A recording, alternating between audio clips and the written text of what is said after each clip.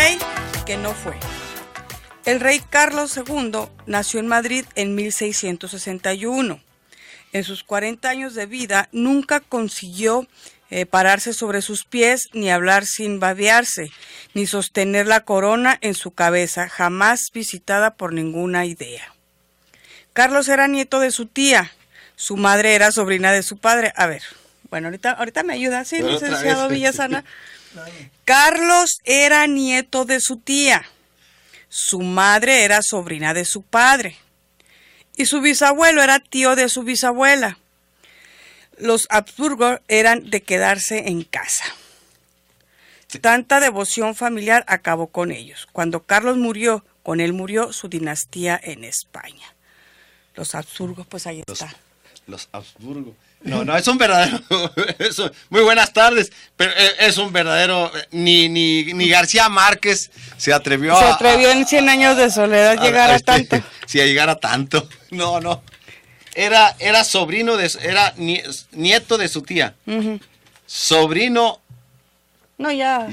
Gracias, licenciado Héctor Villasana, por acompañarnos en esta ocasión.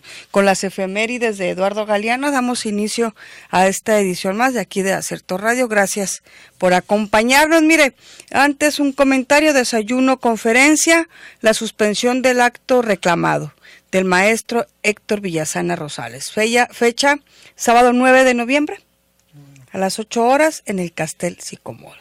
La suspensión del acto reclamado. ¿Qué es esto, licenciado? La suspensión del acto reclamado es una figura que se da dentro del juicio de amparo y que tiene por objeto detener todo acto de autoridad que en sí mismo sea inconstitucional. Y por lo tanto el juez tiene la facultad discrecional, apegado claro a la ley, para detener esos efectos, para que una persona no sea detenida, para que a una persona no la lancen de su casa, para que una persona no se le impida trabajar o pensar o juntarse. O sea, los derechos fundamentales están protegidos por la Constitución y por la ley de amparo. Pero esa protección puede llegar tarde.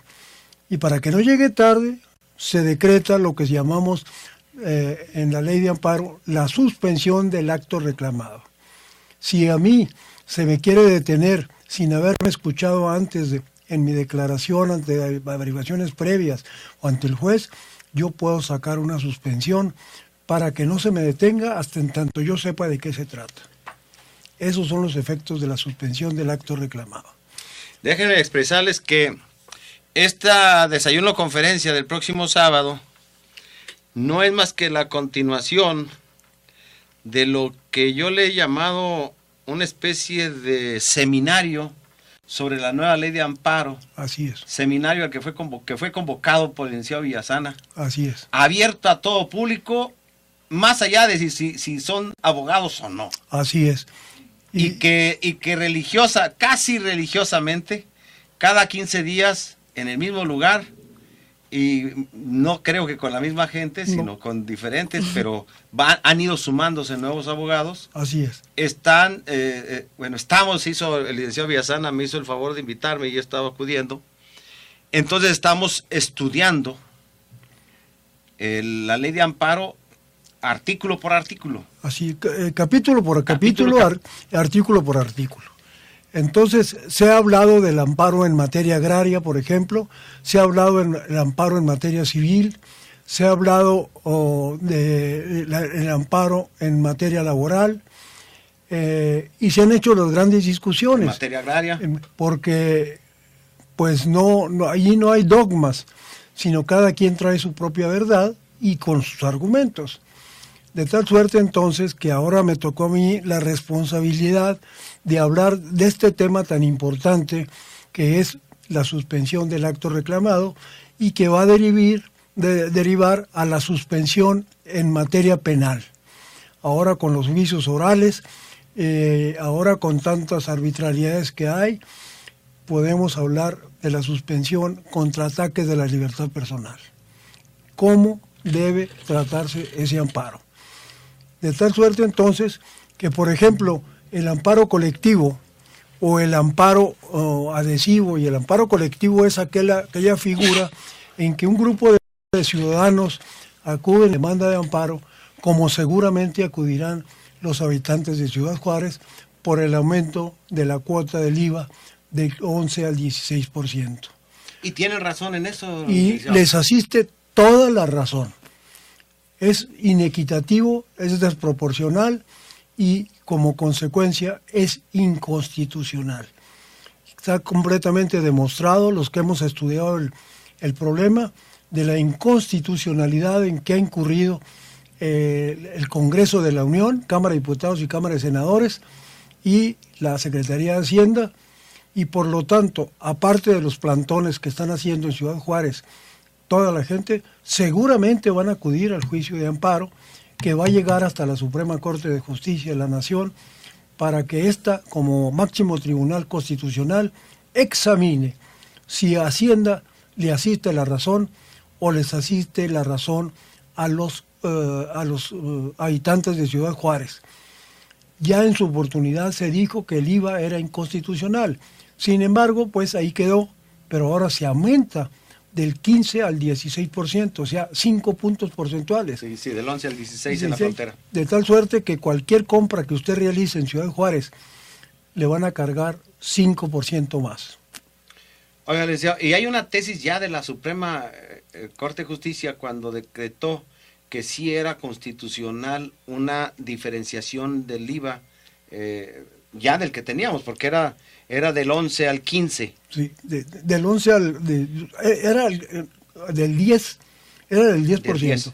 Y se aumentó del 10 al 15, y eso le costó muy caro políticamente al Partido Revolucionario Institucional, que fue el que lo aprobó. Perdió la jefatura de gobierno del 97. Se perdieron varias gubernaturas y varias presidencias municipales, varios escaños en las cámaras de diputados, y ahora seguramente va a suceder lo propio, porque ya la gente de Ciudad Juárez, con gran valor cívico, ha salido a la calle a reclamar precisamente que no se aumente del 11 al 16.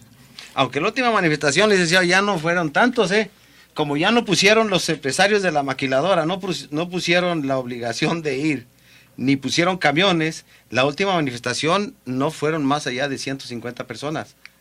Bueno, la previa sí, cuando los empresarios de la maquiladora habían impulsado que fueran sus trabajadores, sí. Pero en esta última ocasión ya la asistencia fue menor, pero ya sí presentaron el anuncio de que se ampararán contra esta homologación del IVA en la frontera. Así es. Pero en el curso de estos últimos días, pues varios, incluso el sábado, en una entrevista que le hizo Javier Pizarro a Jaime Herrera, secretario de Hacienda, le preguntó si él tenía la lista de empresas que facturan en la frontera y hacen sus operaciones en Chihuahua. Uh-huh. Y mantienen los mismos precios.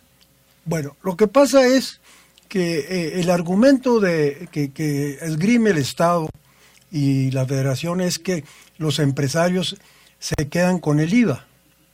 La diferencia esa del 5. Sí, no, casi todo, o el diferencial. Ajá. Pero la culpa no la tienen ellos. ¿Qué Hacienda no tiene la facultad de revisar si las operaciones realizadas por algunos empresarios en Ciudad Juárez facturan en Chihuahua? Pues, es un delito que puede ser perseguido ante el Tribunal Fiscal de la Federación, ante la Procuraduría General de la República.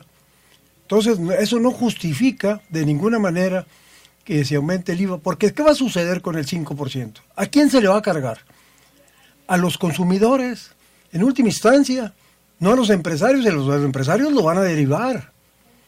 Sí, no van a dejar de perder su 5%. No van a dejarlo. Extra Entonces, de utilidades. Nosotros, si vamos y compramos cualquier artículo que está grabado con el IVA, nos cobran el 15%, y ese 15% debe ser entregado a la Federación.